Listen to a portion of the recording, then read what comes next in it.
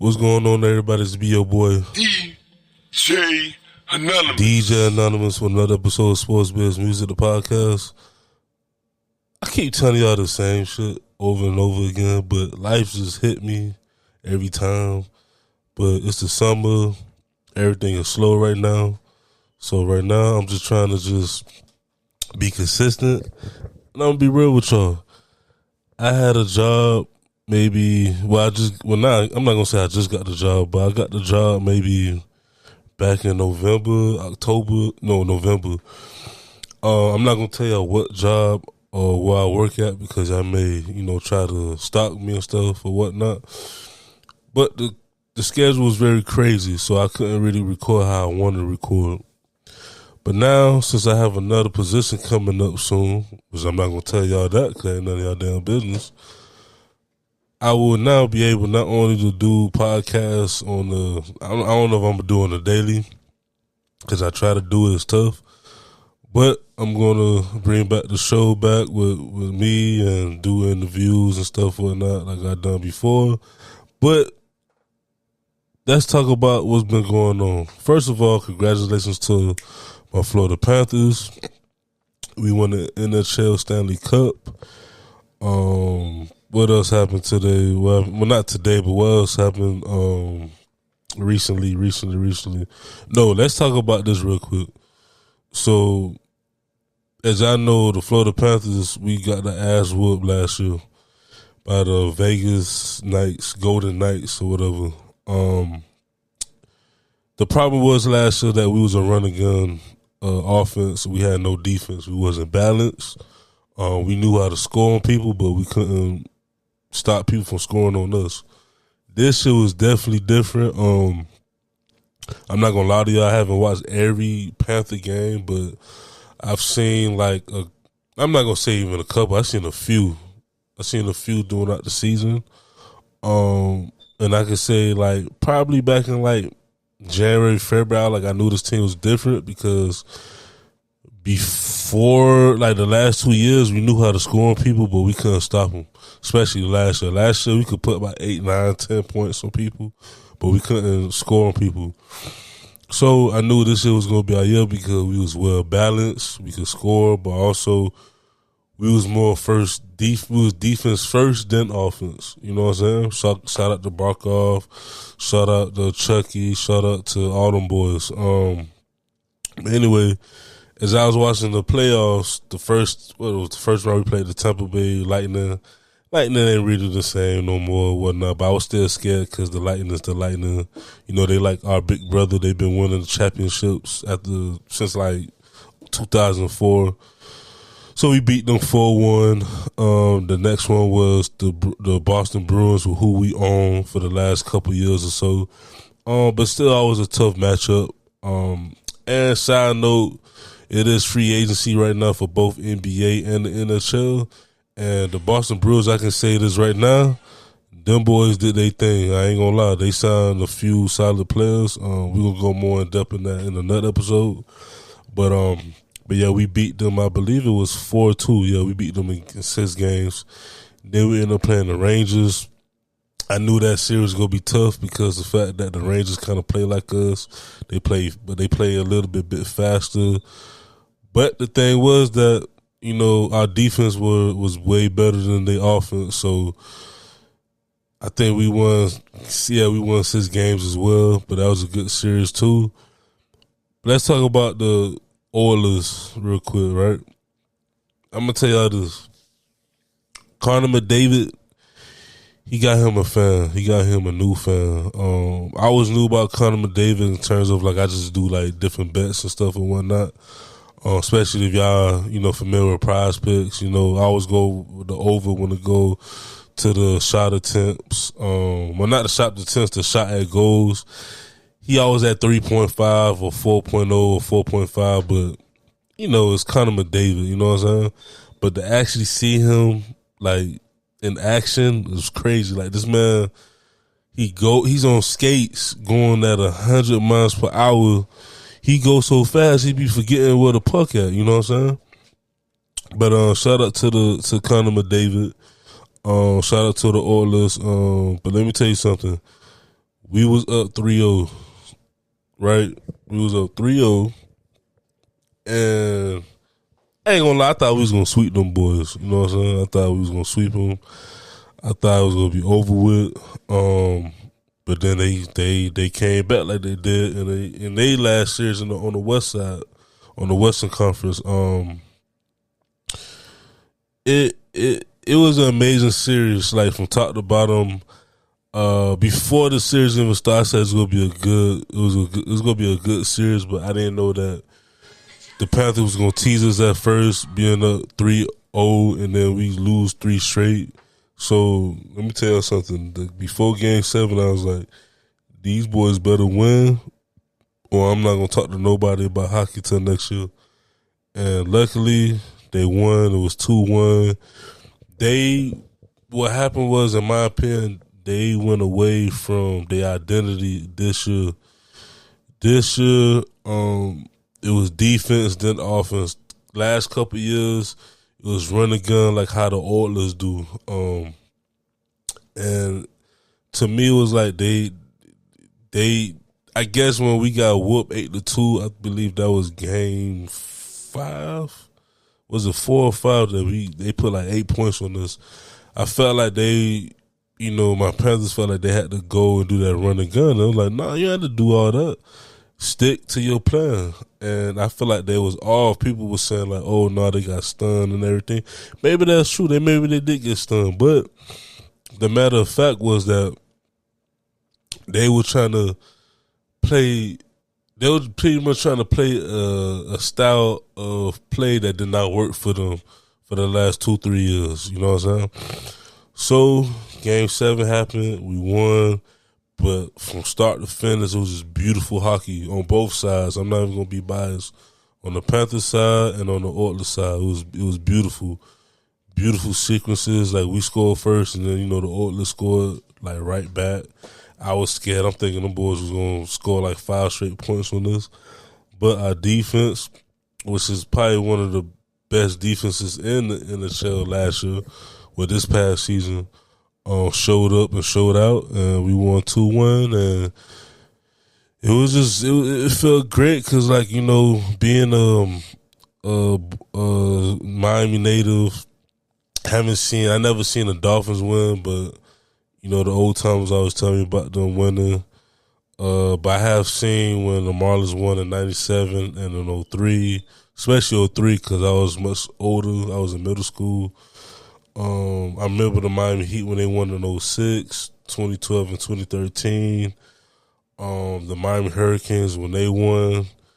So it was just like we finally, to see the Florida Panthers all these years, 30 years it took us to win the Stanley Cup, and 30 years ago they told us that hockey wouldn't survive, not only here in South Florida, but also in the whole state of Florida, because people tend to forget that Tampa, I think they got like 4 or 5 championships since like '04. So the state of Florida, we are very, very, very strong when it comes to hockey.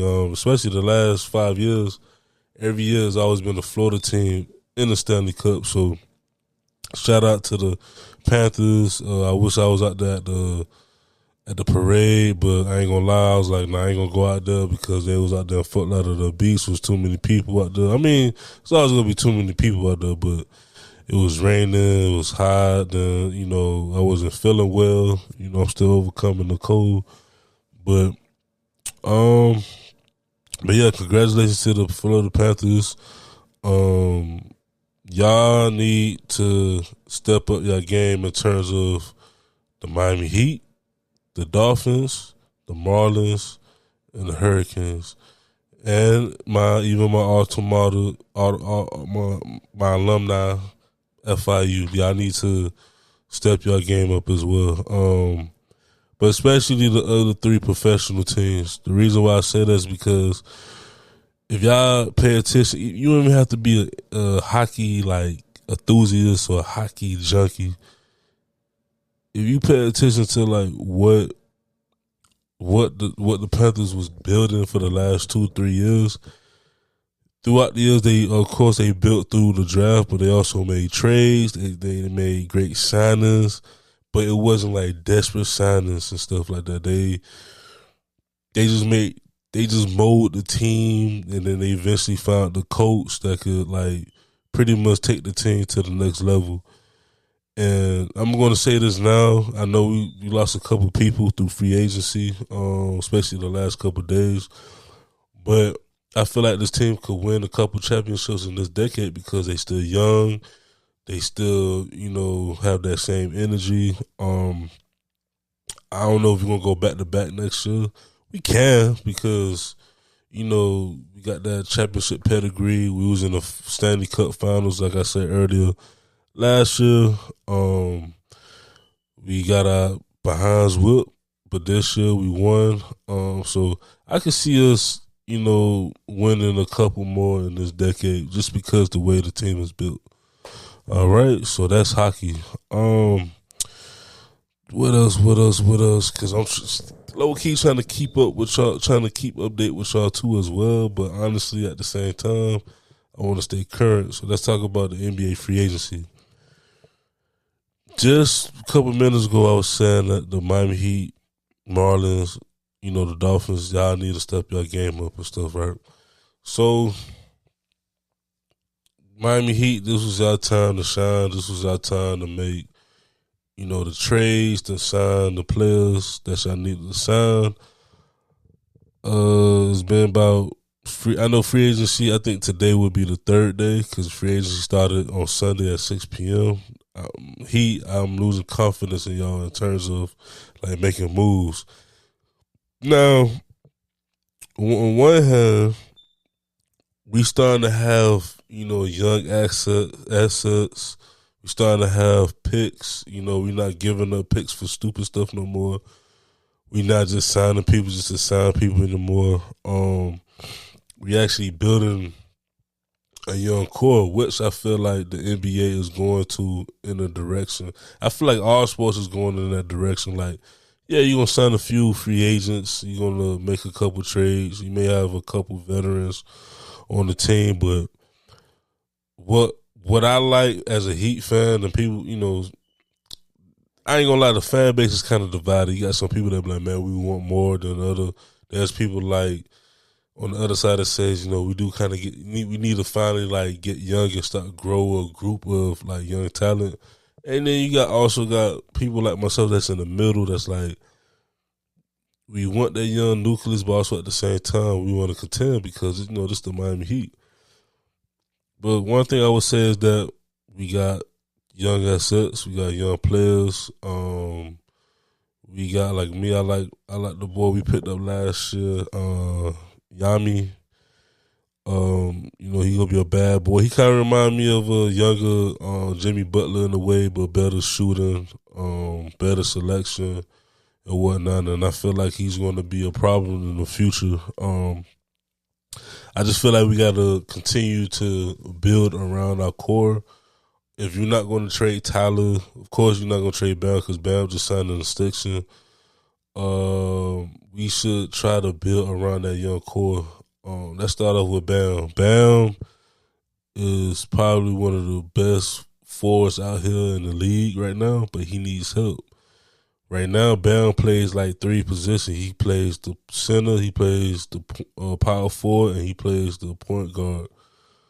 We need a true point guard. I know we got Terry Rozier. Terry Rozier can score, but I just feel like we need a point guard that's a little bit younger, like a Trae Young, that could score, but also that could, look over the game, that could, slow the game down, especially for someone like Bam. People say that Trae Young don't play no defense. That's true, but I feel like in our culture and our system, we'll like cover Trae Young, of course, and I feel like Trae Young will get better on defense because if you look at Duncan Robinson this past season, his defense rating got better. Like players wasn't, driving past him all too much like they used to in the past. Like he actually focused more on his defense, and I like that. So we got the coaching, we got the culture, we got the the front office. We just need to continue to develop, but develop this core and let it grow. but we do need to make a couple moves. Like I said, we got Trey Young out there. We got D. Mitch out there. As far as centers, we don't really have much centers. I mean, we have our young core, and we got the vets like, Kevin Love and whatnot, but we need a center that can help Bam. Bam really needs a center next to him to help really grow his game, because last year his game grew even more because now he can shoot threes now. So if I'm Pat Riley, if I'm Eric Spoelstra, I should be sitting back like, wow, Bam is shooting threes now. We need to really find a center that could like help Bam in the paint, but also like give Bam some rest. And we also need to, now we got depth. We technically got depth, but we need a couple like pieces. For me, I hope we get someone like a D Mitch or Trey Young. Last year, we was aiming for Dame. This year, if we try to trade for Dame, I'm like, nah, I'm good off Dame, because Dame was a great player, but his defense is, at least like with Trey Young is younger, and D Mitch is good on defense, but with Trey Young, I'm just comparing these two. With Trey Young, he's young, so you can mold him, you could, teach him, the ways how to play defense and stuff and whatnot.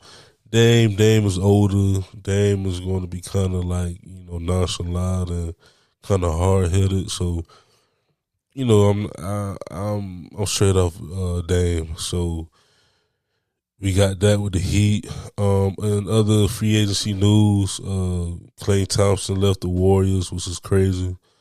I never thought I'd see the day, but it was coming in a way, because last year he declined a 2-year, $48 million extension with the Warriors, which was, to me, was kind of crazy, because the fact that he basically got $2 more million. I guess that's good. This year he signed with the Mavs for like 3 years. I think 3 years, $50 million or something like that. But my thing is like, I can't really blame the Warriors, and also can't, hate on what Klay did. I just feel like it just came to a point where both parties couldn't just, couldn't match no more. It's sad to see. This kind of remind me of like when Tony Parker left first, when he left Manu and Tim Duncan behind, and you knew that was the end of the Spurs dynasty. And would I say this will be the end of the Warriors dynasty? I don't know yet, because Steph Curry still Steph Curry. They also been developing young talent, so the Warriors kind of like in the same boat as the Heat in terms of like, they have young assets, but at the same time, the cap salary is not it. So let's see what's gonna go down with the Warriors, but. It was kind of sad seeing, Klay, leave the Warriors and stuff and whatnot, and him and Steph Curry, the Splash Brothers, that's like one of the best, probably the best backcourts we ever seen in the NBA.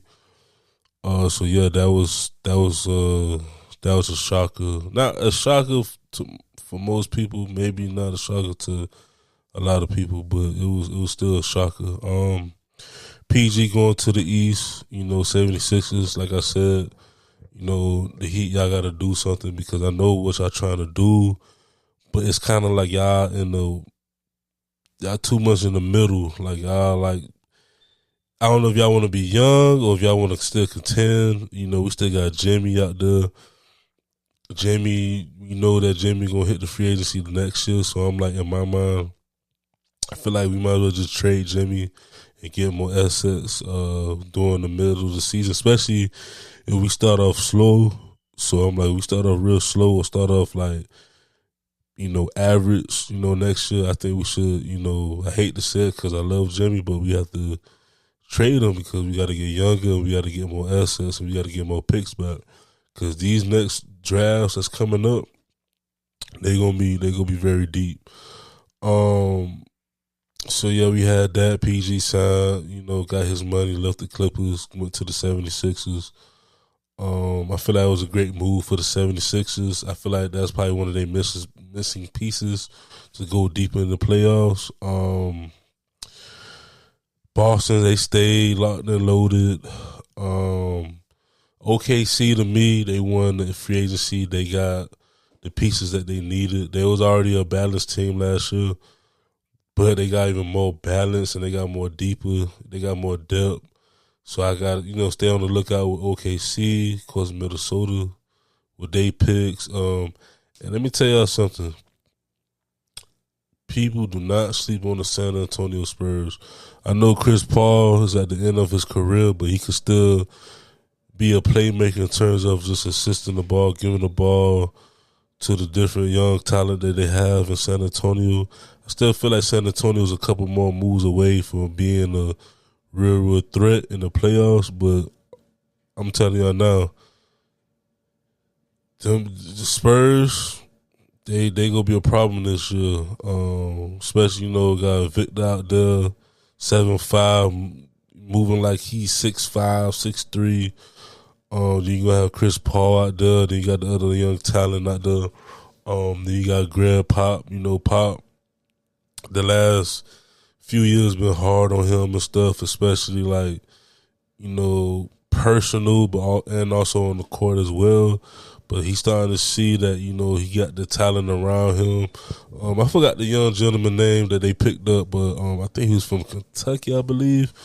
But I seen some of his highlights, and he's great. He can score and he can defend. So the Spurs gonna be a team to watch out for as well. They kind of gonna remind me of like maybe the Sacramento Kings, where they gonna score, but they also gonna have that defense. Like back in the day, like Spurs basketball. So but yeah, don't sleep on the Spurs. Memphis picking up Zach Edey, I feel like that was good. They basically picked up a younger Steven Adams with a better shot, and he could make his free throws. So yeah, I feel like overall the winners from the draft and from free agency, I'm gonna combine them. I'm gonna say my three teams are OKC, the Spurs, and I'm going to say, let me see, OKC, the Spurs. You know what? The Pelicans. The Pelicans won too. The Pelicans, they got Javante Murray. I feel that was a great pickup. I still feel like they got a couple moves to move around and stuff, but I feel like picking up Murray is going to help with the offense be more dynamic and also help with the defense as well. What I'm noticing in all sports, especially in hockey and basketball, you have to have a balance of both. You have to have a balance of defense and offense. You got to play both sides, especially in sports like basketball and hockey, where technically each player got to play both offense and defense. You know what I'm saying? It's not like football where you have an offensive core, you have a different players for defensive core. Like you have like basically gonna have like the same 5 starters, or even like a 6, 7, 8 man come in and whatnot. They have to play offense and defense, So that's one thing about I noticed that the direction that NBA and NHL is going into right now, that the teams that's going to win are going to be well balanced. So and you look at Boston. I don't even like Boston like that. I'm a Heat fan and whatnot, but I respect them.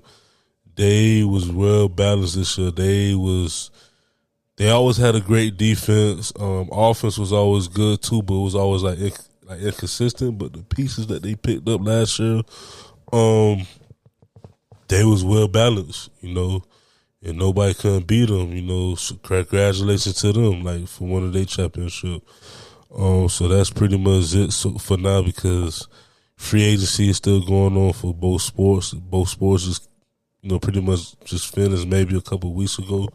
They had their draft last week, and now free agency is here. So probably like maybe by like middle of July, I have a full rankings of like how every team has done so far. So let's get into football. Football season coming up soon. Training camp and whatnot. I want to say this. The Dolphins, they look promising. We still don't know what the contract situations with Tua. I feel like Tua should take the money, but he should take like a discount and just let the team build around him. Because the matter of fact is that we know Tua can play, but Tua technically only played one full season. And another fan base that's very divided, especially when it comes to the quarterback. But yes, like he only played one full season. He did great. Shoot, he almost won. He was considered as one of the MVPs. The win MVP. I think he was like finished like top 10 or something like that for MVP candidate. But I feel like he should take the money but take a discount. Let the team build around him. I feel like overall the Dolphins this past draft they did real good. They drafted all their draft picks was really depth, but also like looking in the future as well. So like you have to have like, for example, Tyreek Hill. Tyreek Hill is one of the players that's primeless, I feel like, but I feel like as far as like being a Dolphin, he may have like 2, maybe 3 more years left.